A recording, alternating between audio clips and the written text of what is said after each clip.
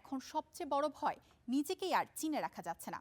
কৃত্রিম বুদ্ধিমত্তার ছোঁয়ার মুহূর্তেই তৈরি হচ্ছে নকল কণ্ঠ, ভুয়া ভিডিও আর বিভ্রান্তিকর কন্টেন্ট। আর সেই অদৃশ্য হুমকির বিরুদ্ধেই এবার সরাসরি আইনি ঢাল তুললেন বিশ্বখ্যাত পপ তারকা টেইলর সুইফট। নিজের পরিচয় আর সৃষ্টিশীলতার সুরক্ষায় এক নজিরবিহীন পদক্ষেপ নিয়েছেন পপ তারকা টেইলর সুইফট। যুক্তরাষ্ট্রের পেটেন্ট এবং ট্রেডমার্ক অফিসে তিনি আবেদন করেছেন তার কণ্ঠ, ছবি এবং ব্যক্তিগত স্টাইলকে ট্রেডমার্ক করার জন্য। এই আবেদন জমা দেওয়া হয়েছে গত শুক্রবার, আর পুরো বিষয়টি দেখভাল করছে তার নিজস্ব প্রতিষ্ঠান TAS রাইটস ম্যানেজমেন্ট।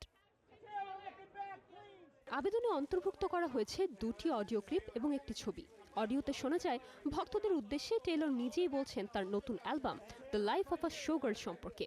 অ্যালবামটি পাওয়া যাবে অ্যামাজন মিউজিকে। 3 অক্টোবর মুক্তি পাবে সেটি, এবং সেই সাথে স্পটিফাইয়ে প্রিসেভ করা যাবে। বিশেষজ্ঞরা বলছেন এআই প্রযুক্তির অপব্যবহারে ইতিমধ্যেই তারকাদের কণ্ঠ এবং চেহারা ব্যবহার করে তৈরি হচ্ছে ভুয়া ভিডিও এবং বিভ্রান্তিকর কন্টেন্ট। ফলে দর্শক যেমন বিভ্রান্ত হচ্ছেন, তেমনি ঝুঁকিতে পড়ছে তারকাদের ব্যক্তিগত পরিচয়ও। আইনজীবীদের মতে কণ্ঠ এবং চেহারাকে ট্রেডমার্ক করা এখন নতুন ধারণা।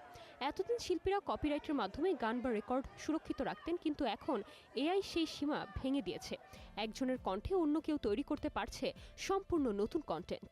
তাই সময়ের দাবিতেই প্রয়োজন নতুন আইডি সুরক্ষা, যেখানে শুধু সৃষ্টিকর্ম নয়, স্রষ্টার পরিচয়ও থাকবে নিরাপদ। এআই এর এই দ্রুত বদলে যাওয়া পৃথিবীতে প্রশ্নটা এখন স্পষ্ট, আমরা কি সত্যিকেই দেখছি, নাকি কেবল তৈরি করা এক বাস্তবতা? টেইলর সুইফটের এই পদক্ষেপ যেন সেই প্রশ্নেরই জবাব। নিজেকে বাঁচাতে এবার লড়াই প্রযুক্তির সাথে। নির্জন নুসরাত, স্টার এন্টারটেইনমেন্ট।